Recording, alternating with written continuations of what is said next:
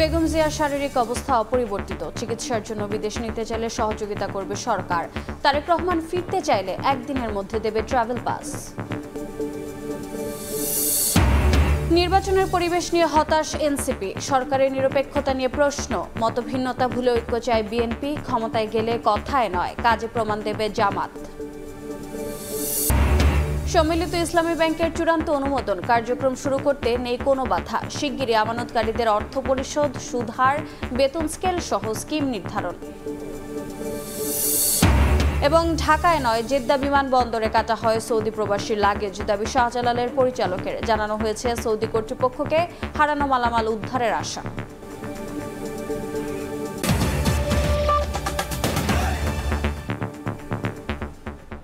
সময় সংবাদের সঙ্গে আছি আমি রোজা চৌধুরী। কথা বলতে পারলেও সংকট কাটেনি বেগম খালেদা জিয়ার। বিএনপি চেয়ারপারসনের শারীরিক অবস্থা অপরিবর্তিত বলে জানিয়েছেন দলের সিনিয়র যুগ্ম মহাসচিব রুহুল কবির রিজভী। বিদেশে চিকিৎসার বিষয়ে এখনও মেডিকেল বোর্ড কোনো সিদ্ধান্ত নেয়নি বলেও জানান তিনি। দলীয় প্রধানের সুস্থতার জন্য দেশবাসীর দোয়া চেয়েছেন নেতারা। ফুসফুস ও হৃদযন্ত্রের সংক্রমণ নিয়ে রাজধানীর এভার কেয়ার হাসপাতালের সিসিইউতে চিকিৎসাধীন বিএনপি চেয়ারপারসন বেগম খালেদা জিয়া। সাবেক এই প্রধানমন্ত্রীর স্বাস্থ্যের খবর নিতে প্রতিদিনের মতো রোববার সকালেও হাসপাতালের সামনে আসেন নেতাকর্মীরা। তাদের প্রার্থনা দ্রুত সুস্থ হয়ে উঠবেন বেগম জিয়া। ইনশাআল্লাহ আমাদের নেত্রী, আমার গণতন্ত্রের মা, ইনশাআল্লাহ আমাদের মাঝে ফিরে আসবে। সবাই প্রার্থনা করে যাতে দেশনেত্রী বেগম খালেদা জিয়া আবার আমাদের মাঝে সুস্থ হয়ে ফিরে আসে। মানুষের অধিকার প্রতিষ্ঠার জন্য এই নেত্রী যে অপরিসীম ত্যাগ স্বীকার করেছেন সেটা সর্বজন বিদিত। আজকে উনি যে অবস্থায় রয়েছেন সেখানে আমরা শুধু মানুষের কাছে দোয়া চাই। এদিকে দুপুরে নয়াপল্টনে কেন্দ্রীয় কার্যালয়ে জরুরি সংবাদ সম্মেলনে বিএনপির সিনিয়র যুগ্ম মহাসচিব রুহুল কবির রিজভী জানান, বেগম খালেদা জিয়ার শারীরিক অবস্থা অপরিবর্তিত। বিদেশে চিকিৎসার বিষয়ে এখনও মেডিকেল বোর্ড কোনো সিদ্ধান্ত নেয়নি। তার শারীরিক অবস্থা অপরিবর্তিত রয়েছে এবং তার বিদেশ যাওয়ার ব্যাপারে মেডিকেল বোর্ড এখনো কোনো পরামর্শ দেননি। বেগম খালেদা জিয়া অসুস্থ থাকায় বিএনপির বিজয় দিবসের কর্মসূচি স্থগিত করা হয়েছে বলেও জানায় রিজভী। এই কর্মসূচিটি স্থগিত রাখছে। শাহিন আলম, সময় সংবাদ, ঢাকা। ফুসফুসে ইনফেকশন সহ বেশ কিছু সমস্যা নিয়ে রাজধানীর এভার কেয়ার হাসপাতালের সিসিইউতে আছেন বিএনপি চেয়ারপারসন বেগম খালেদা জিয়া। তার স্বাস্থ্যের সর্বশেষ অবস্থা জানাতে হাসপাতালের সামনে আছেন সহকর্মী আহমেদ সালেহিন। সরাসরি যাচ্ছি তার কাছে। বিএনপি চেয়ারপারসন বেগম খালেদা জিয়া ফুসফুসের সংক্রমণ নিয়ে এই রাজধানীর বসুন্ধরার এভার কেয়ার হাসপাতালে গত 23 তারিখে অর্থাৎ গত 23শে নভেম্বর তিনি ভর্তি হয়েছিলেন। আজকে কিন্তু 8 দিন তিনি হাসপাতালে ভর্তি রয়েছেন। এর মধ্যে তার অবস্থা সংকটাপন্ন বলে জানিয়েছিলেন বিএনপি মহাসচিব মির্জা ফখরুল ইসলাম আলমগীর এবং তার পরবর্তীতে গত 27 তারিখ অর্থাৎ আজ থেকে 4 দিন আগে তাকে করোনারি কেয়ার ইউনিট সিসিইউতে ভর্তি করা হয়। সেখানে তিনি অবস্থান করছেন। অর্থাৎ বেগম জিয়ার অবস্থা এখন যতটুকু আমরা জেনেছি যে গত 4 দিন যাবত থেকে আজকে অপরিবর্তিত অবস্থায় রয়েছে তার অবস্থা। তার ফুসফুসের সংক্রমণটি যেটি ধরা পড়ে তারপর থেকে তিনি কিন্তু হাসপাতালে ভর্তি রয়েছেন। এভার কেয়ার হাসপাতালেই তিনি এখন অবস্থান করছেন। গতকাল রাতে বিএনপি চেয়ারপারসনের ব্যক্তিগত চিকিৎসক এবং মেডিকেল বোর্ডের সদস্য ডাক্তার AJM জাহিদ হোসেন জানিয়েছিলেন গণমাধ্যমে যে বেগম জিয়ার শারীরিক অবস্থা অপরিবর্তিত রয়েছে। একই সঙ্গে তাকে বিদেশে নেওয়া হবে কি না সেসব বিষয় কিন্তু তিনি আলোচনা করেছিলেন। গণমাধ্যমে জানিয়েছেন যে তার শারীরিক অবস্থা এবং মেডিকেল বোর্ডের পরামর্শ অনুযায়ী বা সিদ্ধান্ত অনুযায়ী তাকে বিদেশে নেওয়া হবে কি না সেসব বিষয় সিদ্ধান্ত আসলে তখন জানা যাবে। তবে এখন পর্যন্ত আমরা জানতে পেরেছি বা যতটুকু জেনেছি তাকে বিদেশে নেওয়ার মতন অবস্থা এখন নেই বা যেই সমস্ত জায়গায় অর্থাৎ তিনি এর আগে লন্ডনে চিকিৎসা করে এসেছিলেন এই বছরেই গত জানুয়ারি মাসের 7 তারিখে তিনি লন্ডনে গিয়েছিলেন এবং তার পরবর্তীতে তিনি 6ই মে দেশে ফিরেছিলেন চিকিৎসা শেষ করে। অর্থাৎ 5 মাস তিনি চিকিৎসা নিয়ে দেশে ফিরেছিলেন। এখন সেখানে লন্ডনে আবার নিয়ে যাওয়া হবে কিনা বা অন্য কোনো কোথাও চিকিৎসা দেওয়া হবে কিনা সেসব বিষয়ে চিকিৎসকরা এখনই সিদ্ধান্ত নিতে পারছেন বা নিতে পারছেন না, সেসব বিষয় নিয়ে কিন্তু এখন আলোচনা চলছে। সেই বিষয়ে কিন্তু আমরা জানতে পেরেছি। আপনারা জানেন প্রতিদিনই কিন্তু এই এভারকেয়ার হাসপাতালে মেডিকেল বোর্ডের একটি বৈঠক বসে, যেখানে বিশেষজ্ঞ চিকিৎসকরা তারা পরামর্শ দেন পরবর্তী করণীয় কী হবে। একই সঙ্গে দেশি বিদেশি চিকিৎসকরা কিন্তু যুক্ত হচ্ছেন তার এই মেডিকেল বোর্ডের সঙ্গে। বিশেষ করে যুক্তরাষ্ট্র এবং যুক্তরাজ্য, চীন, সিঙ্গাপুর এবং সৌদি আরবের চিকিৎসকরা এই মেডিকেল বোর্ডের সঙ্গে তারা আছেন এবং তারা তত্ত্বাবধান করছেন, তারা পরামর্শ দিচ্ছেন বেগম জিয়ার চিকিৎসা কতটুকু উন্নত করা যায় সেই সব বিষয়গুলো নিয়ে তারা আলোচনা করছেন।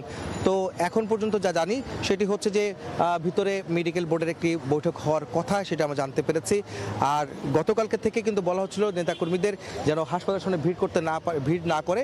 সেই ভিড়টা কিন্তু কিছুটা কমলেও নেতাকর্মীর সেই নির্দেশনা শুনলেও উৎসুক জনতার ভিড় কিন্তু এভারকেয়ার হাসপাতালের সামনে এখনও রয়েছে, সেটি কিন্তু আমরা দেখতে পাচ্ছি। তো এই ছিল আমার কাছে রাজধানীর এভারকেয়ার হাসপাতালে বিএনপি চেয়ারপারসন বেগম খালেদা জিয়ার চিকিৎসার সবশেষ খবর। সরাসরি যুক্ত ছিলাম এভারকেয়ার হাসপাতালে। দেশের প্রথম নারী প্রধানমন্ত্রী বেগম খালেদা জিয়ার শারীরিক অবস্থার অবনতিতে উদ্বেগ ছড়িয়ে পড়েছে সারা দেশে। তবে বগুড়া ও ফেনীর মানুষের অনুভূতি যেন আলাদা। দুই জেলায় গেলেই বেগম খালেদা জিয়া নিরাপত্তা বলয় ভেঙে সাধারণ মানুষের সঙ্গে মিশে যেতেন, ঠিক পরিবারের সদস্যের মতো। ভুলে যেতেন প্রধানমন্ত্রীর পরিচয়, হয়ে উঠতেন ফেনীর কন্যা ও বগুড়ার পুত্রবধূ। আর তাই তার অসুস্থতার খবর ছড়িয়ে পড়তেই দুই জেলাবাসীর মাঝে নেমে এসেছে দুশ্চিন্তার ছায়া। বেগম খালেদা জিয়ার সুস্থতায় চলছে প্রার্থনা। 1982 সালের সামরিক অভ্যুত্থানের পর যখন গণতন্ত্রের পথ রুদ্ধ হয়ে যায়, তখন দেশের আন্দোলন সংগ্রামের কেন্দ্রবিন্দু হয়ে ওঠেন বেগম খালেদা জিয়া। বিএনপির নেতৃত্বে আসার মধ্য দিয়েই শুরু হয় তার নতুন অধ্যায়। ভোটের মাঠ কখনোই হতাশ করেনি বেগম জিয়াকে। 1991 সাল থেকে 2009 পর্যন্ত প্রতিবারই বগুড়া 7 এবং ফেনী 1 থেকে তিনি জনপ্রতিনিধি নির্বাচিত হয়েছেন। খালেদা জিয়ার অসুস্থতায় তাই দুটি আসনের স্থানীয় নেতাকর্মী ও ভোটাররা উদ্বিগ্ন। 15 বছর যে যারা যন্ত্রণায় উনি যে ভোগ করছে তাতে উনি অসুস্থ। আমরা 3 ভাই তো সাবেক প্রধানমন্ত্রী বেগম খালেদা জিয়া, আমরা দোয়া ও স্বাস্থ্য কামনা করি। মহান রাব্বুল আলামিনের কাছে প্রার্থনা করি আমাদের প্রিয় নেত্রী আপসীন দেশ নেত্রীকে আল্লাহ যেন নেক হায়াত দিয়ে আল্লাহ সুস্থতা দান করে। দেশের এই ক্রান্তিলগ্নে বেগম জিয়াই ঐক্যের একমাত্র প্রতীক হয়ে আছেন। তাই দ্রুত তিনি সুস্থ হয়ে বগুড়া ও ফেনী সহ পুরো দেশের মানুষের ভাগ্য উন্নয়নে আবারও কাজ করবেন বলে আশা দুই জেলার স্থানীয় নেতৃত্বের। দেশে একটি সংকট চলছে, এই সংকটের একমাত্র উত্তরণের প্রতীক হিসাবে আমি মনে করি যে বেগম খালেদা জিয়া। আমাদের বিশ্বাস ইনশাল্লাহ ইনি চিকিৎসাধীন অবস্থাতে সুস্থ হবেন। এবারের সংসদ নির্বাচনে বগুড়া 7 এবং ফেনী 1 এর পাশাপাশি দিনাজপুর 1 থেকে ধানের শীষের প্রার্থী হয়েছেন বিএনপি চেয়ারপারসন বেগম খালেদা জিয়া। মুরসালিন হক জুনায়েদ, সময় সংবাদ। তারেক রহমান দেশে ফিরতে চাইলে একদিনের মধ্যে ওয়ান টাইম ট্রাভেল পাস দেবে সরকার। তবে তার ফেরা নিয়ে পররাষ্ট্র মন্ত্রণালয় বা দূতাবাসের কাছে কোনো তথ্য নেই বলে জানিয়েছেন পররাষ্ট্র উপদেষ্টা। চিকিৎসার জন্য বেগম খালেদা জিয়াকে বিদেশ নিতে চাইলে সরকার সহযোগিতা করবে বলেও জানিয়েছেন তিনি। শেখ হাসিনাকে ফেরত না দেওয়ার মতো একটি ইস্যুতে ভারতের সঙ্গে সম্পর্ক আটকে থাকবে না বলেও জানান উপদেষ্টা। আওয়ামী লীগ ছাড়াই নির্বাচন হবে জানিয়ে তৌহিদ হোসেন বলেন, তারেক রহমানের দেশে আসার ওপর নির্বাচন গ্রহণযোগ্যতা নির্ভর করে না। বিএনপি চেয়ারপারসন বেগম খালেদা জিয়ার গুরুতর অসুস্থতার সময়ে দলের ভারপ্রাপ্ত চেয়ারম্যান এবং ছেলে তারেক রহমানের লন্ডন থেকে দেওয়া সামাজিক যোগাযোগ মাধ্যমের স্ট্যাটাস শুধু এখন রাজনৈতিক আলোচনার বিষয় নয়, কূটনীতির ময়দানেও তা আলোচ্য হয়ে উঠেছে। রোববার দুপুরে জাতীয় প্রেস ক্লাবে কূটনৈতিক সাংবাদিকদের সংগঠন ডিক্যাবের আলাপনে উঠে আসে প্রসঙ্গ। তারেক রহমানের স্ট্যাটাসকে স্পর্শকাতর হিসেবে উল্লেখ করে পররাষ্ট্র উপদেষ্টা জানান, তার ফেরত আসা নিয়ে সরকারের কোনো বাধা নেই। এক প্রশ্নের জবাবে তিনি জানান, তারেক রহমান দেশে ফিরতে এখনো পররাষ্ট্র মন্ত্রণালয় বা দূতাবাসে কোনো তথ্য দেননি। তিনি আসতে চাইলে একদিনের মধ্যে ওয়ান টাইম পাসের ব্যবস্থা করা হবে বলেও জানান তৌহিদ হোসেন। কারণ পত্রপত্রিকাতে যেটুকু আসে আমার কাছে আলাদাভাবে কোনো ধরনের কোনো তথ্য নাই এ ব্যাপারে। না না, আমাদের কাছে এরকম কোনো তথ্য নেই। এটা নিয়ম হচ্ছে যখন পাসপোর্ট থাকে না বা মেয়াদ উত্তীর্ণ হয়ে যায়, তখন কেউ যদি আসতে চান তাহলে তাকে আমরা ওয়ান টাইম পাস একটা দিয়ে দিই আর কি, একবার দেশে আসার জন্য। তো এটা দিতে একদিন লাগে, কাজে এটা উনি যদি আজকে বলেন যে উনি আসবেন, আগামীকাল আমরা এটা দিয়ে পরশুদিন উনি প্লেনে উঠতে পারবেন, কোনো অসুবিধা নেই। বর্তমানে বিদেশে স্থানান্তরের মতো শারীরিক অবস্থা খালেদা জিয়া না থাকলেও যখনই প্রয়োজন হবে তাকে বিদেশে স্থানান্তরে সব ধরনের সহযোগিতা করা হবে বলে জানান তৌহিদ হোসেন। আওয়ামী লীগ ছাড়াই নির্বাচন হবে উল্লেখ করে পররাষ্ট্র উপদেষ্টা বলেন, তারেক রহমানের দেশে আসার উপর নির্বাচনের গ্রহণযোগ্যতা নির্ভর করে না। তিনি বলেন, শেখ হাসিনাকে ফেরত না দেওয়ার একটি ইস্যুতে ভারতের সঙ্গে সম্পর্ক আটকে থাকবে না। যদি শেখ হাসিনাকে ফেরত না দেয়, আমার মনে হয় শুধু একটি ইস্যুতে আমাদের সম্পর্ক আটকে থাকবে না, আওয়ামী লীগ এবার নির্বাচনে থাকবে না, কারণ তার সব কার্যকলাপ নিষিদ্ধ করা হয়েছে। তাকে পার্টিটাকে নিষিদ্ধ করা হয়নি, কিন্তু তাদের রাজনৈতিক কার্যকলাপ নিষিদ্ধ করা হয়েছে, এবং এটার ব্যাপারে আমার মনে হয় না যে বাংলাদেশের সমাজ খুব নেগেটিভলি দিয়েছে এটাকে। কাজেই এটা আওয়ামী লীগ থাকবে না, এটা আমরা ধরে নিই। রোহিঙ্গা ফেরত পাঠাতে বাংলাদেশ একটি রোডম্যাপ তৈরির চেষ্টা করছে বলেও জানান পররাষ্ট্র উপদেষ্টা। শাতিলা শারমিন, সময় সংবাদ, ঢাকা। আগারগাঁওয়ে নির্বাচন ভবনে সংসদ নির্বাচন নিয়ে নির্বাচন কমিশনের সঙ্গে আন্তঃমন্ত্রণালয় বৈঠক শেষে ইসি সচিবের ব্রিফিং চলছে, সরাসরি যাচ্ছে সেখানে। কোস্টাল এরিয়াতে যেটা আমাদের দুর্যোগ কেন্দ্রগুলো আছে, আশ্রয় কেন্দ্রগুলো আছে, সেখানে নিচেটা আপনারা জানেন যে এটা ফাঁকা থাকে।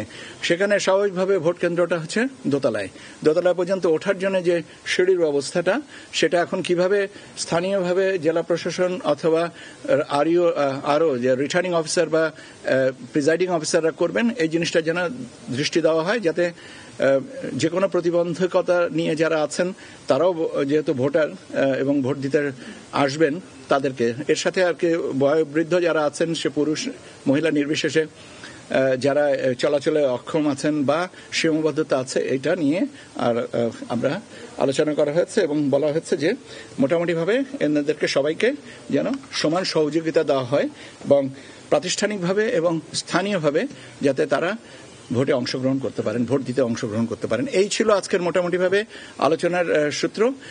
এখন আমার মনে হয় যে এফসিবি থেকে স্যার আপনার যদি কিছু বলার থেকে থাকে এটা। এই এক মাসে মাঠ প্রশাসন আপনাদেরকে একটু তথ্য দিয়েছে, এক মাসে কোনো অবনতি উন্নতি নতুন করে কি পেলেন? না, নতুন করে যেটা পেয়েছি সেটা হচ্ছে যে কিছু তথ্য আমাদেরকে শেয়ার করেছেন। যেমন আমাদেরকে স্থানীয় সরকার বিভাগ থেকে বলা হয়েছে যে তারা কতটা, প্রাথমিক গণশিক্ষা মন্ত্রণালয় থেকে বলা হয়েছে তারা কতগুলো স্কুল মানে নির্মাণ কাজ কমপ্লিট করেছেন, আর বাকি যেগুলো আছে সেগুলো এস্টিমেট করা হয়েছে আগামী 15 জানুয়ারির ভিতরে, 15 ডিসেম্বর থেকে আরো কয়েকদিনের ভিতরে হয়ে যাবে। যেমন তথ্য মন্ত্রণালয় তাদের কিছু কিছু টেন্ডারিং প্রসেসের কথা বলেছেন, যেটা 15 ডিসেম্বর থেকে বাকি সময়টুকুর ভিতরে কমপ্লিট করা হবে। এটা স্বরাষ্ট্র মন্ত্রণালয় আইন শৃঙ্খলা বিষয়ে সার্বিক বিষয়টা এখনো পর্যন্ত বলা যে ঠিক আছে, কোনো অসুবিধা নেই, এবং বিচ্ছিন্নভাবে যে দু একটা ঘটনা যেটা হচ্ছে সেটা মূলত থাকেই এ ধরনের বিষয়। তারপরেও তারা সচেতন আছেন যে যেন বাড়তি কোনো অসুবিধা না হয়। আর ভোট সংক্রান্ত যে সমস্ত বিষয়গুলো আছে, আপনারা জানেন যেটা আমাদের মূলত সেন্টার অফ অ্যাট্রাকশন হচ্ছে তফসিল ঘোষণার পর থেকে। সরাসরি যুক্ত ছিলাম নির্বাচন ভবনে। ইসি সচিবের বক্তব্যের বাকি অংশ দেখতে ভিজিট করুন সময় টিভির ফেসবুক পেজে। মাঠ পর্যায়ে এখনও সুষ্ঠু ও নিরপেক্ষ নির্বাচনের পরিবেশ তৈরি হয়নি বলে জানিয়েছেন এনসিপি ও জামাত নেতারা। এ সময় মতভিন্নতা ভুলে সবাইকে ঐক্যবদ্ধ হওয়ার আহ্বান জানান বিএনপি নেতা। দলগুলোর মানসিকতার পরিবর্তন না হলে সুষ্ঠু নির্বাচন বা টেকসই গণতন্ত্র সম্ভব নয় বলে জানান সুশাসনের জন্য নাগরিকের প্রধান নির্বাহী বদিউল আলম মজুমদার। রাজধানীর সিরজাত মিলনায়তনে এক সেমিনারে একথা বলেন তারা। আসন পাওয়ার কথা, আগামী ফেব্রুয়ারিতে ত্রয়োদশ নির্বাচন, ডিসেম্বরের দ্বিতীয় সপ্তাহে তফসিল ঘোষণার কথা জানান সিইসি। জাতীয় নির্বাচন ও জুলাই সনদ বাস্তবায়নে গণভোট একই দিনে আয়োজনের ঘোষণা দিয়েছে সরকার। মাঠের সমীকরণে এগিয়ে থাকতে প্রচারণার তোড়জোড় দেখা যাচ্ছে প্রার্থীদের। তবে সুষ্ঠু নির্বাচন আয়োজনে এখনও পরিবেশ সৃষ্টি নিয়ে ভিন্ন মত রাজনৈতিক দলগুলোর। ভয়েস নেটওয়ার্কের সেমিনারে এনসিপি ও জামায়াত সহ কয়েকটি দল বলছে মাঠ পর্যায়ে এখনও সুষ্ঠু ও নিরপেক্ষ নির্বাচনের পথ তৈরি হয়নি। 67% কেন্দ্র ঝুঁকিপূর্ণ বলেও মন্তব্য করেন এনসিপির যুগ্ম আহ্বায়ক। প্রধান উপদেষ্টা বলেন এবং এইভাবে ওয়ান ফাইন মর্নিং হয়ে যাবে সুষ্ঠু নির্বাচন, আমরা এটা মনে করি না। সুষ্ঠু নির্বাচনের জন্য অনেকগুলো কার্যকর পদক্ষেপ নেওয়ার আছে। যেমন ধরেন, আমি এটা বলি শেষ করি, 20 দিন আগে আপনি রিপোর্ট দিলেন যে 67% ভোট কেন্দ্র ঝুঁকিপূর্ণ। তো এখন 20 দিন পরে আমি কিন্তু স্বাভাবিকভাবে জানতে চাইবো যে আপনি এটাকে কতটুকু কমিয়ে এনেছেন এবং কমিয়ে আনার জন্য কি করেছেন। নির্বাচন কমিশনের কাছে আমাদের যে প্রত্যাশা, নির্বাচন কমিশন গঠন হওয়ার পর থেকে তারা যে সমস্ত কার্যক্রমগুলো চালিয়েছেন সেগুলো এখনো জনপ্রত্যাশা পূরণ করতে পারেনি। সম্প্রতি নির্বাচন কর্মকর্তা অথবা ডিসিএসপি যে নিয়োগগুলো হয়েছে এগুলা কিছুটা প্রশ্নের উদ্রেক করেছে। পলিটিক্যাল কালচার এখন সিটি কর্পোরেশন আইসা যে বিলবোর্ড খুলবে, পোস্টার লাগাবে, সিটি কর্পোরেশনের তো টাকা দিছি আমরা সবাই, সে কি আব্বাস ভাই আর হেলাল ভাই পোস্টার লাগানোর জন্য পেইড করা হয়েছে? যে পোস্টার লাগাইছে তাকে খুলতে হবে, আমি পোস্টার লাগাইলে আমি খুলবো। নির্বাচনের পরিবেশ নিয়ে এখনো সন্তুষ্ট নয় গণ অধিকার পরিষদ ও বিপ্লবী ওয়ার্কার্স পার্টি। রেফারিরা যদি গোল করার চেষ্টা করেন সেই নির্বাচন শুরুতে প্রশ্নবিদ্ধ হবে, শুরুতে হোঁচট খাবে এবং সরকারের নিরপেক্ষতা শুরুতে যদি প্রশ্নবিদ্ধ হয় তাহলে গোটা নির্বাচনী প্রক্রিয়া প্রশ্নবিদ্ধ হবে। প্রধান উপদেষ্টা শুধুমাত্র মুখে মুখে যদি বলেন বা নির্বাচন কমিশন মুখে মুখে বলেন যে আমরা ইতিহাসের সেরা নির্বাচন করতে চাই, কিন্তু ইতিহাসের সেরা পরিবেশটা না তৈরি করতে পারলে ইতিহাসের সেরা নির্বাচন আপনারা করতে পারবেন না। বিএনপি চেয়ারপারসনের উপদেষ্টা মোয়াজ্জেম হোসেন আলাল বলেন, সুষ্ঠু নির্বাচনের জন্য প্রয়োজন রাজনৈতিক ও জাতীয় ঐক্য। পদ্ধতি আপনি যত কিছুই নির্ধারণ করেন, মানসিকভাবে যদি আমরা আমাদেরকে নিজেদেরকে ভেতর থেকে অন্তর থেকে ধৌত করতে না পারি, পরিষ্কার করতে না পারি, তাহলে অন্য কোনো বিষয় দিয়ে কোনো কিছু হবে, আমি অন্তত এটা বিশ্বাস করি না। অন্যদিকে ডক্টর বদিউল আলম মজুমদার রাজনীতিকে ব্যবসা ও পেশি শক্তির হাতিয়ার মন্তব্য করে বলেন, শুধু সুষ্ঠু নির্বাচন করেই টেকসই গণতন্ত্রের পথ উত্তরণ সম্ভব নয়। রাজনীতিটা এখন একটা ব্যবসায়িক কার্যক্রমে পরিণত হয়েছে, ক্ষমতার সাথে যাদের কাছেই যুক্ত আছে। আমরা যদি এই বিষয়ে যদি নজর না দেই এবং এর সাথে দুর্বৃত্তায়ন, দুর্নীতি এগুলো সম্পৃক্ত, তাহলে কিন্তু আমরা হয়তো একটা সুষ্ঠু নির্বাচন পাবো, কিন্তু গণতান্ত্রিক উত্তরণ হওয়ার পরটা অত মসৃণ হবে না।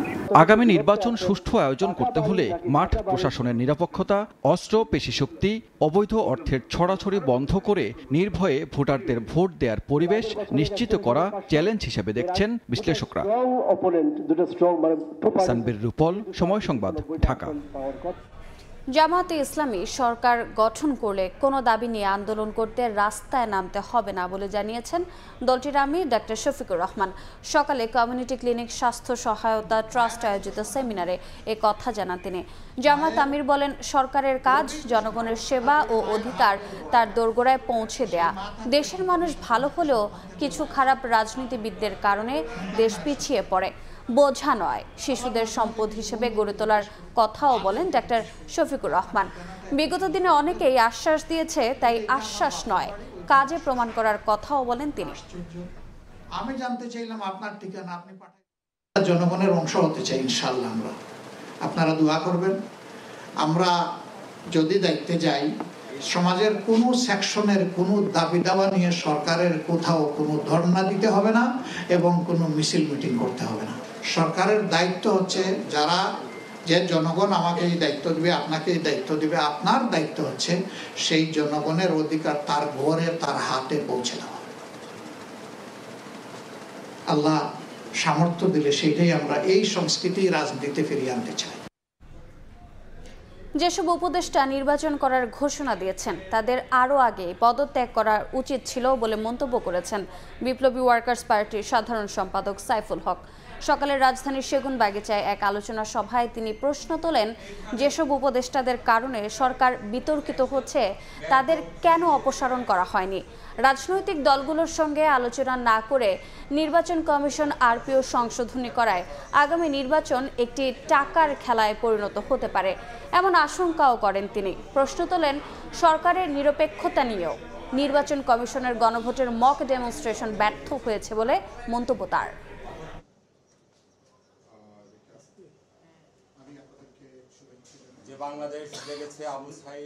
সরকারি উপদেষ্টারা নিজেরা ক্ষমতায় থেকে বলছেন তারা নির্বাচন করবেন। তারা নির্বাচন অংশ নিতে চাইলে তো অনেক আগে, 1 বছর আগে বা 6 মাস আগেই তাদের উচিত ছিল সরকার থেকে অব্যাহতি নেওয়া। যেসব উপদেষ্টার কারণে সরকার বিতর্কিত হয়ে যাচ্ছেন, অনেক আগে উচিত ছিল তারা যদি অব্যাহত নেন সরকার প্রধান তাদেরকে অব্যাহতি দেওয়ার ব্যবস্থা করবেন। একজন উপদেষ্টা দেখলাম বলছেন আগামী নির্বাচনে নাকি যিনি আবার নির্বাচন করতে চান 15 থেকে 20 কোটি টাকা নাকি খরচ হবে।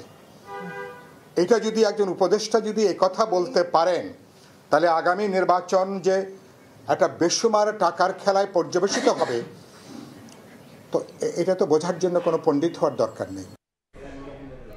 জুলাই অভ্যুত্থান নিয়ে ঔদ্ধত্যপূর্ণ মন্তব্য করায় জাসদ নেতা হাসানুল হক ইনুর বিরুদ্ধে রাষ্ট্রদ্রোহিতার অভিযোগ আনা উচিত বলে ট্রাইব্যুনালকে জানিয়েছেন চিফ প্রসিকিউটর তাজুল ইসলাম। এছাড়া শেখ হাসিনা সহ সাজাপ্রাপ্ত পলাতক আসামিদের ফেরাতে সরকার সর্বোচ্চ চেষ্টা চালাচ্ছে বলেও জানান তিনি।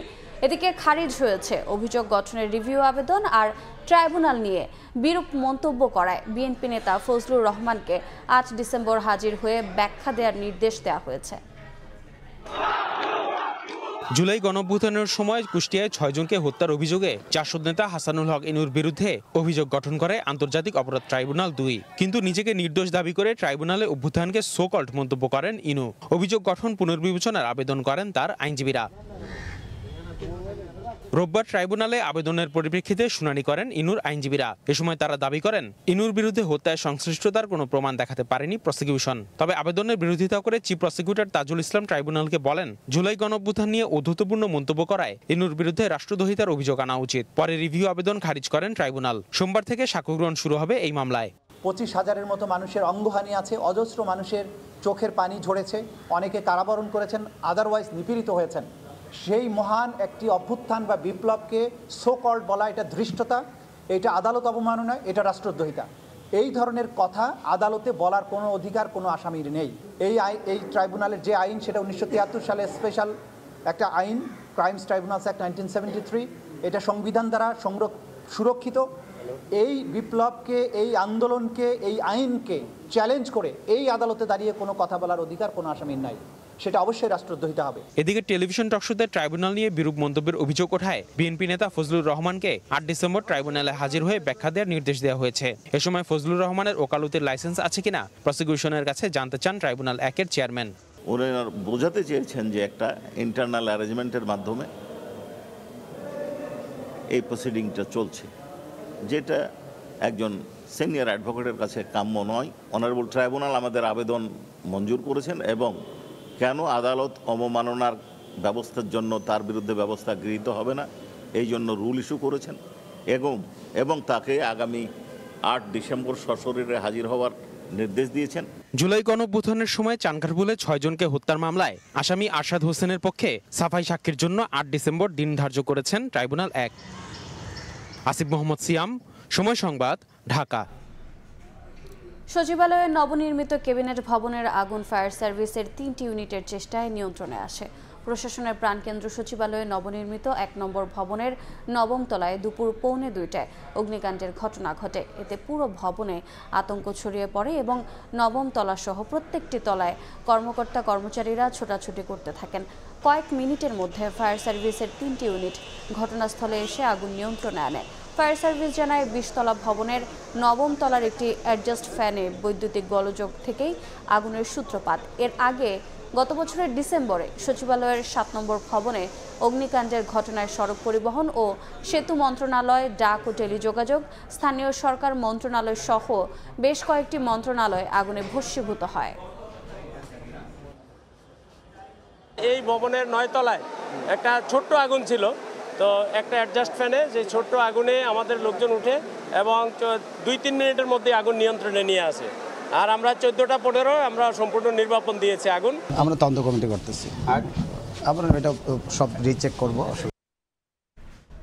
সময় সংবাদে আরও থাকছে। দোকান বন্ধ করে আন্দোলনে মোবাইল ব্যবসায়ীরা, নিবন্ধন কার্যক্রম সংস্কারের দাবিতে মানববন্ধন। 6 লেন নিয়ে চট্টগ্রাম কক্সবাজার মহাসড়ক ব্লকেড।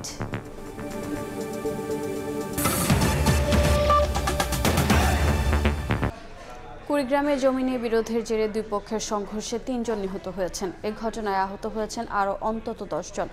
ঘটনার সুষ্ঠু তদন্ত করে ব্যবস্থা নেওয়ার দাবি জানিয়েছেন নিহতদের স্বজনরা। আমি ওদের শাস্তি চাই।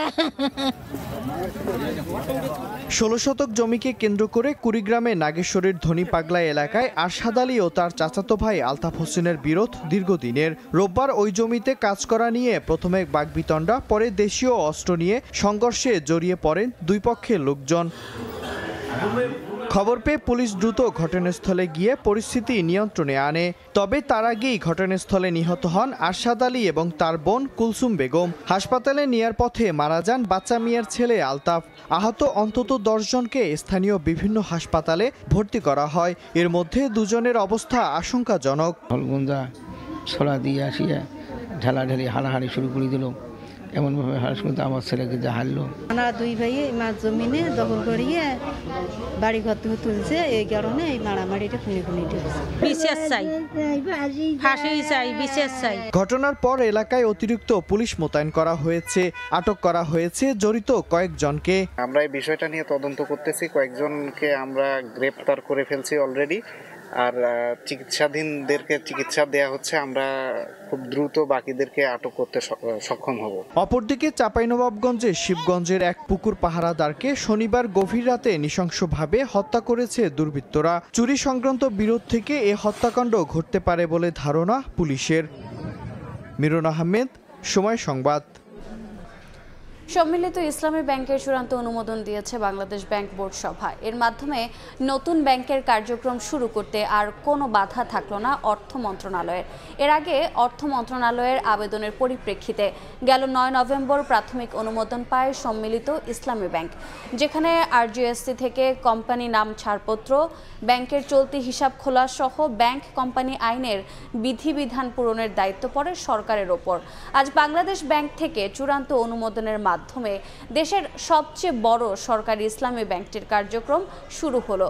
শিগগিরই আমানতকারীদের অর্থ পরিশোধ, সুদের হার, বেতন স্কেল সহ বিস্তারিত স্কিম নির্ধারণ করার কথা জানিয়েছে বাংলাদেশ ব্যাংক। সরকারের ভুল নীতির কারণেই দেশে প্রত্যাশা মতো কাজের সুযোগ তৈরি হচ্ছে না। এজন্যই দেশের অর্থনৈতিক প্রবৃদ্ধির সঙ্গে কোনো মিল নেই কর্মসংস্থানের, যা বাড়িয়ে দিচ্ছে বেকারত্ব। অথচ দক্ষ শ্রমিক শ্রমবাজারে এলে প্রবাসী আয় বাড়ত আরও 10 গুণ। রাজধানীর একটি হোটেলে গবেষণা প্রতিষ্ঠান র্যাপিড আয়োজিত কর্মশালায় এসব কথা বলেন আলোচকরা। সংকট সমাধানে কর্মমুখী শিক্ষা ব্যবস্থার উপর জোর দেওয়ার আহ্বান উদ্যোক্তাদের।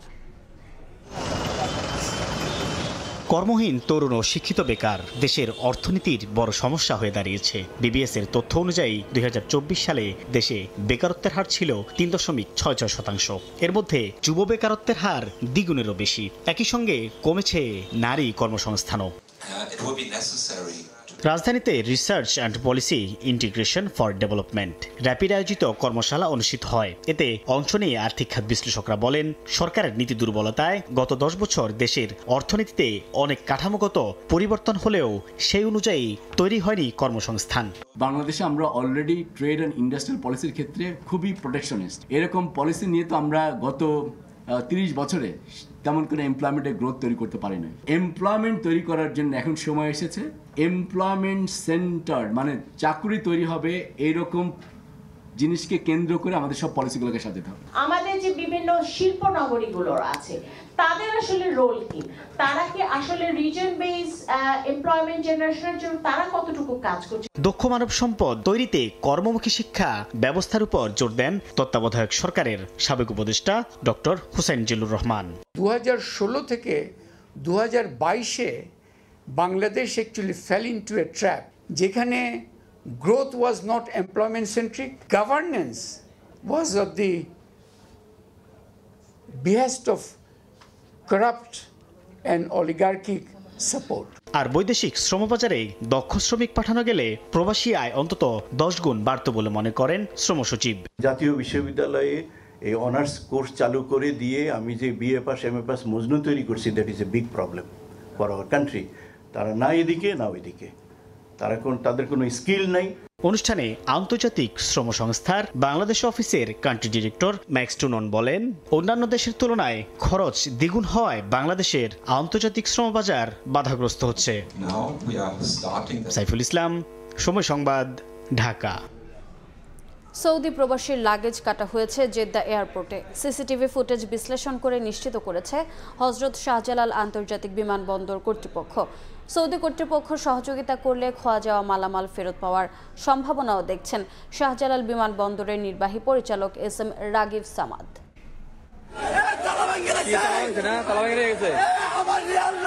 সৌদি আরব ফেরত এক প্রবাসী বাংলাদেশির লাগেজ থেকে মালামাল খোয়া যাওয়ার একটি ভিডিও সম্প্রতি সামাজিক যোগাযোগ মাধ্যমে সাড়া ফেলে। ভিডিওতে দেখা যায় ছেঁড়া লাগেজ নিয়ে যাত্রীরা রাগান্বিত হয়ে শাহজালাল বিমানবন্দরের কর্মীদের ওপর চড়াও হচ্ছেন। বিমানবন্দর কর্তৃপক্ষ বলছে গেল 14 নভেম্বর সৌদি আরব থেকে 78 বাংলাদেশি আউটপাস নিয়ে ইথিওপিয়ান এয়ারলাইন্সের একটি ফ্লাইটে ঢাকায় আসেন। ইমিগ্রেশন শেষে বেশ কিছু ব্যাগে কাটাছেঁড়া আর মালামাল শূন্য অবস্থায় পাওয়া যায়। সিসিটিভি ফুটেজ যাচাই করে নিশ্চিত হওয়া গেছে অপ্রীতিকর কিছু ঘটেনি শাহজালাল বিমানবন্দরে। সিসিটিভির মধ্যেও সেই ফুটেজগুলো আছে এবং অ্যাজ ইট ইজ কন্ডিশনে যে ব্যাগগুলো অরিজিন থেকে অর্থাৎ সৌদি আরব থেকে ইথিওপিয়া হয়ে ঢাকায় এসেছে, এখানে এরকম চেন খোলা কিছু একদম কোনো জিনিসপত্র ছাড়া এরকমভাবে ব্যাগেজগুলো এসেছে। সৌদি আরবের কাছে এমন অব্যবস্থাপনার কারণ জানতে চেয়েছে বিমানবন্দর কর্তৃপক্ষ। তারা সহযোগিতা করলে সম্ভাবনা রয়েছে মালামাল ফেরত পাওয়ার। ইথিওপিয়ান এয়ারলাইন্সের যে স্টেশন ম্যানেজার তার সাথে আমার কথা হয়েছে এবং তাদেরকে জানানোর পর তারা বললেন যে they have already notified their Saudi counterparts যে তাদের ওখানকার থেকে তারা কেন এই অব্যবস্থাপনামূলকভাবে জিনিসগুলো আসছে। কাগজপত্র পাসপোর্ট জনিত জটিলতা থাকায় ওই প্রবাসীদের আউটপাস যাত্রী হিসেবে পাঠিয়েছে সৌদি আরব, যে কারণে হ্যান্ডব্যাগগুলো কার্গোতে করে আনা হয়। MS আরিফিন, সময় সংবাদ, ঢাকা।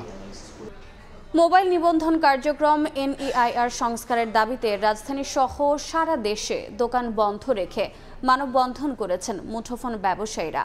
আলোচনা করে মোবাইল প্রস্তুতকারক ও বিক্রেতাদের জন্য নির্ধারিত কর নির্ধারণ ও ভারসাম্য আনার দাবি তাদের।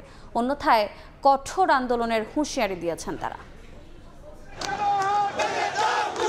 সকাল 10টায় পূর্ব ঘোষিত কর্মসূচির অংশ হিসেবে দোকান বন্ধ রেখে রাজধানীর কারওয়ান বাজার পান্থপথ এলাকায় জড়ো হতে থাকেন বিভিন্ন শপিং মলের মোবাইল ব্যবসায়ী ও দোকানের কর্মচারীরা। হাতে প্লেকার্ড, ব্যানার নিয়ে দাঁড়িয়ে পড়েন রাস্তার পাশে। এ সময় আগামী 16 ডিসেম্বর থেকে কার্যকর হতে যাওয়া NEIR পদ্ধতি অর্থাৎ বিদেশ থেকে লাগেজে আনা মোবাইল ফোনের বিক্রি বন্ধের সিদ্ধান্ত পরিবর্তনের দাবি জানান তারা। এটা বাস্তবায়ন হলে লাখো ব্যবসায়ী ও পরিবার ক্ষতিগ্রস্ত হবে বলে যুক্তি তাদের।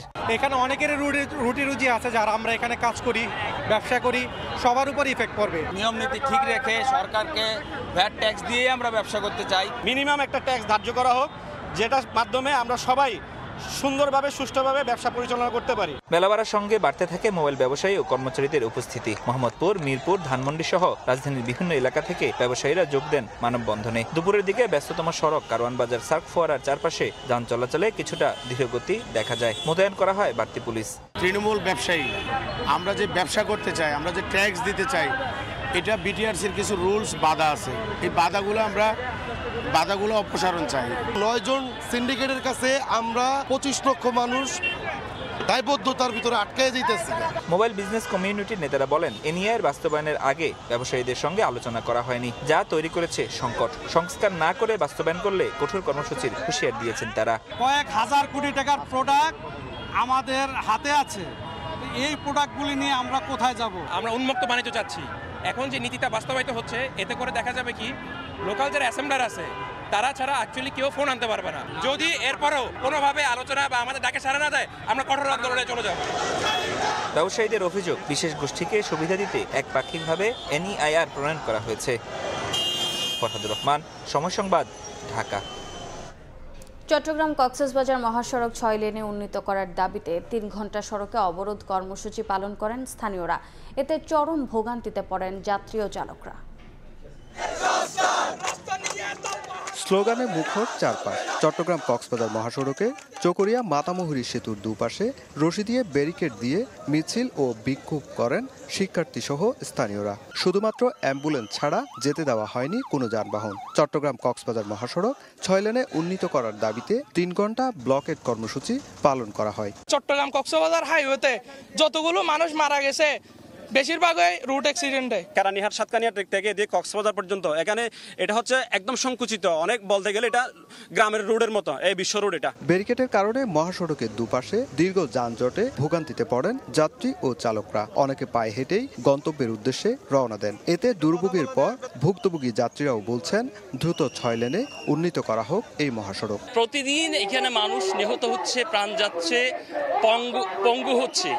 এটা থেকে কিছু কিছু অধিকার আসলে আমাদেরকে আদায় করে নিতে হয় বাধ্য করে সরকার। আমাদের এলাকায় অবশ্যই চলেন লাগবে। দাবি পূরণের আশ্বাস না পাওয়া পর্যন্ত কর্মসূচি চালিয়ে যাওয়ার ঘোষণা দেন আন্দোলনকারীরা। এদিকে অপ্রীতিকর ঘটনা এড়াতে মোতায়েন করা হয় আইন শৃঙ্খলা বাহিনীর বিপুল সদস্য। এক সপ্তাহ তারা আমাদেরকে যেটা আশ্বাস দিয়েছেন সেটা যদি তারা যথাযথভাবে তারা কোনো দৃশ্যমান কিছু দেখাতে না পারে তাহলে আবার রাস্তাতে নেমে যাওয়া। আমরা তো বলেছি যে কার্যক্রমগুলো চলছে, এটা আমরা ওদেরকে জানিয়েছি, তো আমার মনে হয় ওরা বুঝতে পেরেছে। একই দাবিতে চট্টগ্রামের সাতকানিয়া, কেরানীহাট, লোহাগাড়া সহ বিভিন্ন স্থানে সড়ক অবরোধ করেন এলাকাবাসী। পরে আইন শৃঙ্খলা বাহিনীর সদস্যদের আশ্বাসে মহাসড়ক থেকে সরে গেলে যান চলাচল স্বাভাবিক হয়। চট্টগ্রাম কক্সবাজার মহাসড়কে গেল 11 মাসে সড়ক দুর্ঘটনায় শতাধিক প্রাণহানির ঘটনাও ঘটে। সুজাউদ্দিন রুবেল, সময় সংবাদ, কক্সবাজার। দাবি আদায়ে মাধ্যমিক ও উচ্চশিক্ষা অধিদপ্তর মাওসির সামনে অবস্থান কর্মসূচি পালন করছেন শিক্ষক কর্মকর্তা কর্মচারীরা। সহকারী অধ্যাপক থেকে পদোন্নতির দাবি বিসিএস শিক্ষকদের। অন্যদিকে নবম গ্রেডের দাবিতে অনড় মাধ্যমিকের শিক্ষকরা। দাবি না মানলে কঠোর আন্দোলনের হুঁশিয়ারি দিয়েছেন আন্দোলনকারী শিক্ষকরা। মাধ্যমিক ও উচ্চশিক্ষা অধিদপ্তরের সামনে বিভিন্ন দাবি নিয়ে অবস্থান কর্মসূচিতে বিসিএস সাধারণ শিক্ষা ক্যাডারভুক্ত শিক্ষক ও সরকারি মাধ্যমিকের শিক্ষকেরা। সহকারী অধ্যাপক থেকে সহযোগী অধ্যাপক পদে পদোন্নতি চান 26 থেকে 31 বিসিএস এর পদোন্নতি বঞ্চিত শিক্ষকেরা। আমাদের ন্যায্য অধিকার, পদোন্নতি বঞ্চিত আমরা। এখন যদি আমাদেরকে আসলে পদোন্নতি দেওয়া হয় তাহলে সরকারের কিন্তু কোনো এক্সট্রা আর্থিক কোনো সংশ্লেষ থাকছে না। অন্যদিকে সহকারী শিক্ষক পদকে নবম গ্রেডে অন্তর্ভুক্ত করে মাধ্যমিক শিক্ষা অধিদপ্তর তৈরি সহ 4 দফা দাবিতে অবস্থান নেন সরকারি মাধ্যমিক বিদ্যালয়ের শিক্ষকেরা। যৌক্তিক দাবি মেনে না নিলে আন্দোলন চালিয়ে যাওয়ার ঘোষণা বিসিএস শিক্ষকদের। আর দাবি না মানলে সোমবার থেকে সর্বাত্মক কর্মবিরতির ঘোষণা দিয়েছেন সরকারি মাধ্যমিক বিদ্যালয়ের শিক্ষকরা। সামদানি প্রত্যয়, সময় সংবাদ, ঢাকা। টাকার বিনিময়ে সরকারি হাসপাতালের রোগী ভাগিয়ে নেওয়া হচ্ছে নিজের বেসরকারি প্রতিষ্ঠানে। বছরের পর বছর ধরে চলছে এই অপকর্ম। এমনকি রোগী নিতে ব্যবহার করছেন সরকারি হাসপাতালের নিরাপত্তা রক্ষী থেকে শুরু করে কর্মকর্তা কর্মচারীদেরও। অবিশ্বাস্য হলেও এমন কাণ্ড ঘটাচ্ছেন রাজধানীর মাতুয়াইল শিশু ও মাতৃস্বাস্থ্য ইনস্টিটিউট হাসপাতালের এক পদস্থ কর্মকর্তা। সময় সংবাদের অনুসন্ধানে উঠে এসেছে এমন তথ্য। সুমন সরকারের ক্যামেরায় নাইম হাসানের রিপোর্ট।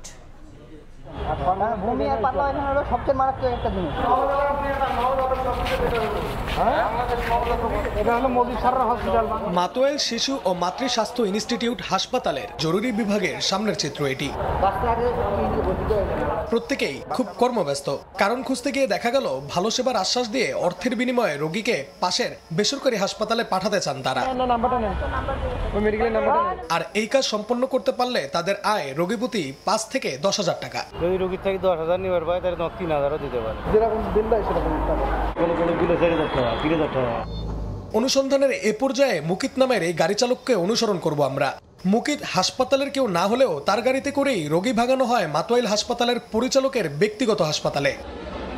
আমরা এবার ওই গাড়িটিকে ফলো করব, দেখব গাড়িটি কোথায় গিয়ে থামে।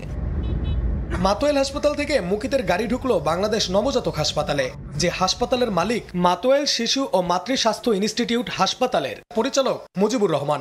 তার স্ত্রী ওই হাসপাতালের চেয়ারম্যান। সরকারি হাসপাতালের রোগী ভাগিয়ে পরিচালকের বেসরকারি হাসপাতালে বুঝিয়ে দেওয়ার পর মুকিত একটি টোকেন সংগ্রহ করলেন দারোয়ানের কাছ থেকে। পরে সেই টোকেন দিয়ে কাউন্টার থেকে নিজের কমিশন তোলেন তিনি। প্রতি রোগী বাবদ 1500 থেকে 2000 টাকা করে পান মুকিত। এবার মুকিতের মুখোমুখি হবার পালা আমাদের। রোগী তো গাড়ি ভাড়া দিলেন, তারপরও কাউন্টার থেকে কিসের টাকা নিলেন মুকিত? আমি এক টাকা না, আমি 400 টাকা ভাড়া আনছি। এখানে আপনার সিন্ডিকেট হচ্ছে সিকিউরিটি, রোগীকে বুঝায় আমরা ওখানে পাঠাই। আবার যে সিকিউরিটি গার্ড মুকিতের গাড়িতে রোগী তুলেছেন তার রেট আরও বেশি। রোগী যতদিন থাকবে সেই অনুযায়ী টাকা নির্ধারিত হবে নিরাপত্তারক্ষীদের।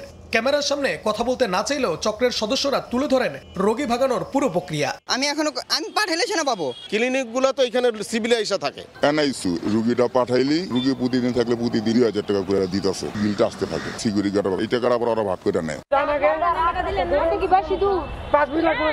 রোগীর অবস্থা যত বেশি গুরুতর, সিন্ডিকেট সদস্যদের মনে তত বেশি আনন্দ, কারণ রোগীর হাসপাতালের বিল বাড়লেই বাড়তে থাকবে তাদের কমিশনের অঙ্ক। এবার কথা বলতে চাই মাতোয়াইল হাসপাতালের পরিচালকের সঙ্গে। আমি প্রফেসর মুজিবুর রহমান, সাইনবোর্ড মোড়ে নবজাতক একটা হাসপাতাল আছে। নবজাতক হাসপাতালের কি মালিক আপনি? রোগী ভাগিয়ে নিজের ব্যক্তিগত হাসপাতালে পাঠানোর বিষয়ে জানতে চাইলে শুরুতে পরিচালক মুজিবুর রহমান 2 দিন পরে আসার জন্য বলেন। পরশুদিন আসো, ছোটখাটো বলো ভ্রান্তি যেগুলো থাকে কারেকশনের যুগগুলো বলে দেবা, যেগুলো করুন। আর যদি মনে করে যে না এটা মহাগর্হিত অপরাধ, জাতিরে জানাইতে হবে, তখন তো মিডিয়াতে যাওয়া লাগবে। 2 দিন পর ফোন করার পর এবার নানা টালবাহানায় ঘোরাতে থাকেন তিনি। এক পর্যায়ে মুঠোফোনে মুজিবুর রহমান তার বাসায় যাওয়ার অনুরোধ করেন আমাদের। সময় তো দিছো, আর একটা দিন সময় দাও। হ্যাঁ, তোমার ম্যাডাম খুব অসুস্থ, তুমি যদি মনে কিছু না করো আমার বাসায় একটু চার দাও, তুমি আমার বাসায় আসো। মাতোয়াইল হাসপাতালের পাশের আরেক হাসপাতালের নাম প্রোঅ্যাক্টিভ। কমিশনের বিনিময়ে রোগী ভাঙানোর বিষয়টি অবলীলায় স্বীকার করলেন হাসপাতালের উপপরিচালক। তাদের মার্কেটিং এর লোক আছে, ওদের একটা সেলস টার্গেট দেওয়া থাকে, সেলস টার্গেট পূরণের জন্য ওরা এই ডাটি ওয়ার্কগুলো করে। এটা তো আমি ডিনাই করতেছি না।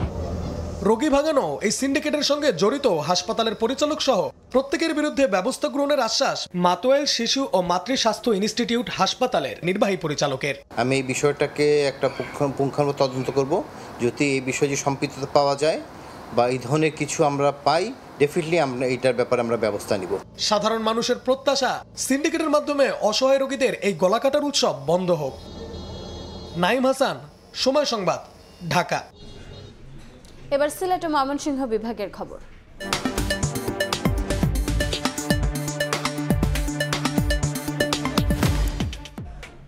অপহরণ ও ছিনতাইয়ের মতো অপরাধ বাড়ছে সিলেট মহানগরে। এতে নিজেদের নিরাপত্তা নিয়ে আতঙ্কিত নগরবাসী। শিগগিরই অপরাধীদের চিহ্নিত করে দ্রুত বিচারের আওতায় আনার দাবি তাদের। পুলিশের দাবি, জড়িতদের ধরতে পরিচালিত হচ্ছে নিয়মিত অভিযান। দিগিন সিংহের ছবিতে আমিনুল ইসলামের রিপোর্ট।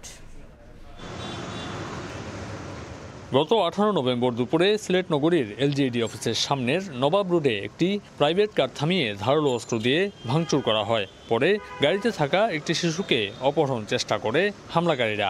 একই দিন নগরীর সুবাহানীঘাট এলাকা থেকে এক ব্যবসায়ীকে অপহরণ করে হরিপুর এলাকায় নিয়ে দাবি করা হয় 4 লাখ টাকা মুক্তিপণ।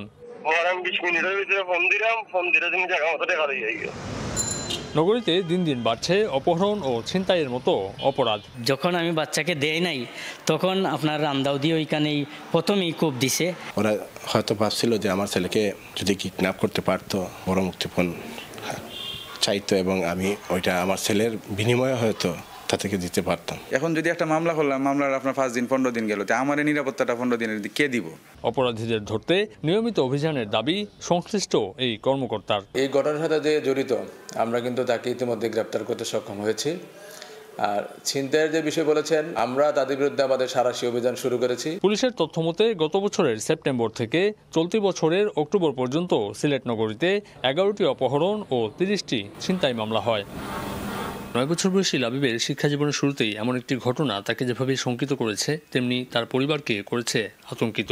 লাবিবের মতো সিলেটের বেশ কয়েকটি পরিবার এখন এমন ভয় নিয়ে দিন পার করছে। এই অবস্থা কাটিয়ে উঠতে প্রয়োজন আইনের যথাযথ প্রয়োগ, এমনটি মনে করছেন সুধীজনরা। আমিনুল ইসলাম, সময় সংবাদ, সিলেট।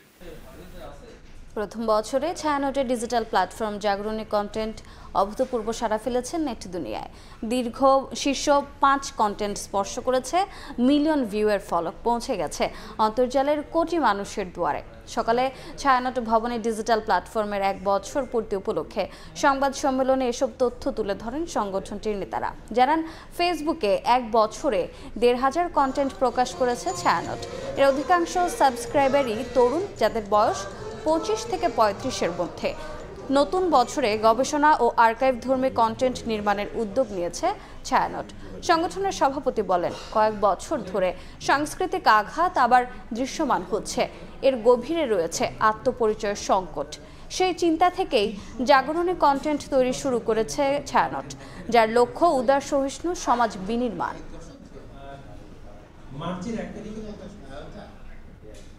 এবারে দেশের বাইরের খবর। ঘূর্ণিঝড় দিতুয়ার আঘাতে বন্যা ও ভূমিধসে শ্রীলঙ্কায় মৃতের সংখ্যা বেড়ে 159 জনে দাঁড়িয়েছে। এদিকে ইন্দোনেশিয়ায় বন্যায় ক্ষতিগ্রস্ত মানুষদের উদ্ধারে চলছে সহায়তা কার্যক্রম।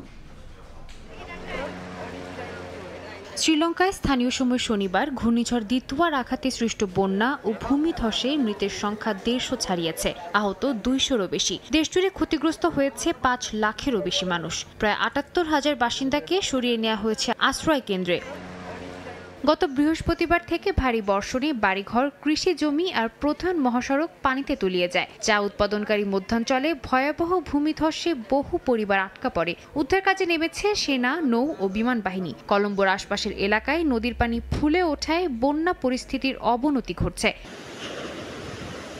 এদিকে ভারতের তামিলনাড়ুর দক্ষিণ পূর্বাঞ্চলেও ঘূর্ণিঝড় দিতুয়ার প্রভাবে ভারী বৃষ্টি অব্যাহত রয়েছে। দেশটির আবহাওয়া দফতর বলছে, ঝড়টি রোববার দক্ষিণ পশ্চিম বঙ্গোপসাগরের উপর দিয়ে উত্তর পশ্চিম মুখে এগোবে। উপকূলবর্তী এলাকায় মোতায়েন করা হয়েছে NDRF এর 14টি দল। বাড়তি সতর্কতা হিসেবে আরও 10টি দল প্রস্তুত রাখা হয়েছে। ইন্দোনেশিয়ার সুমাত্রার উত্তরাঞ্চলের পরিস্থিতি আরও সংকটজনক। প্রতিদিনই বাড়ছে প্রাণহানি। এখনও অনেক এলাকা বিদ্যুৎ বিচ্ছিন্ন রয়েছে, কাজ করছে না মোবাইল নেটওয়ার্ক। সাদিয়া তাসনিম, সময় সংবাদ। রাজধানীর রেডিসন ব্লু হোটেলে চলছে বিপিএল এর ক্রিকেটারদের নিলাম। এই মুহূর্তে সেখানে আছেন সহকর্মী নিয়ন মোহামেন। সর্বশেষ খবর জানতে সরাসরি যাচ্ছি তার কাছে। নিয়ন, চলছে বিপিএল এর ক্রিকেটারদের নিলাম কার্যক্রম। বিকেল 4টা থেকে শুরু হবার কথা থাকলেও সেটি 1 ঘন্টা পর 5টায় শুরু হয়েছে। আমরা জানি যে গতকাল 9 জন ক্রিকেটারকে প্রাথমিকভাবে লিস্ট থেকে বাদ দিয়ে দেওয়া হয়েছিল ফিক্সিং সন্দেহের একটা কারণে। সেই ক্রিকেটাররা মূলত হাইকোর্টে একটি রিট করেছিলেন এবং সেই রিটের জবাবের জন্য অপেক্ষা করছিল বিসিবি এবং সেই কারণে আজ 1 ঘন্টা ডিলে করা হয়েছে। সেই রিটটি খারিজ করা হয়েছে এবং এই ক্রিকেটারদেরকে হাইকোর্ট থেকেও রায়ে বলা হয়েছে যে তারা নিলামে অংশগ্রহণ করতে পারবে না। এটা জানবার পরই আসলে 1 ঘন্টা পর এই নিলাম কার্যক্রমটি শুরু হয়েছে।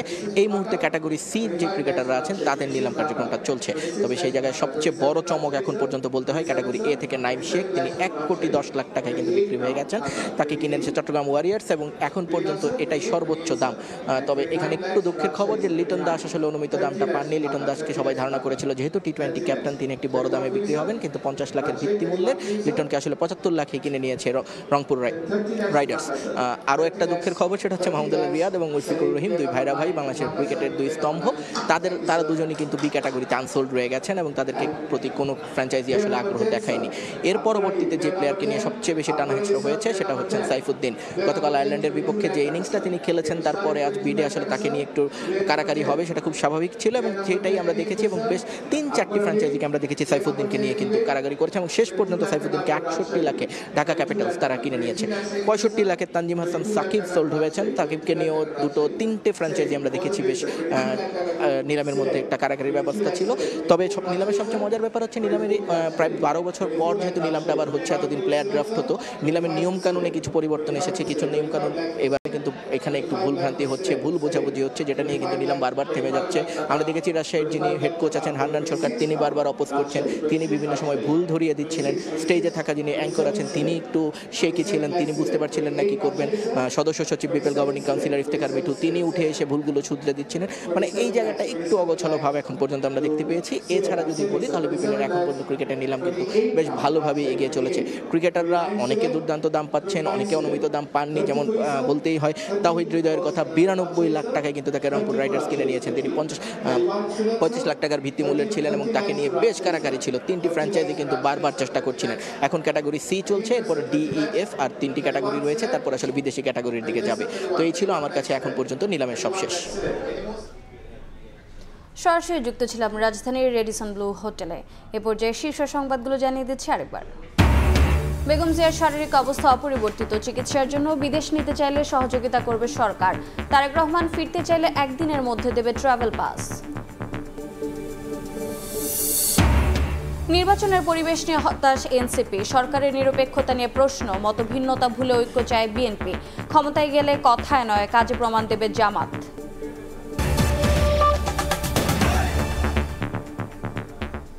এই ছিল বিকেল 5টার সময় সংবাদে। বাংলার সময় নিয়ে আসছি কিছুক্ষণ পর, সঙ্গে থাকুন সময়ের।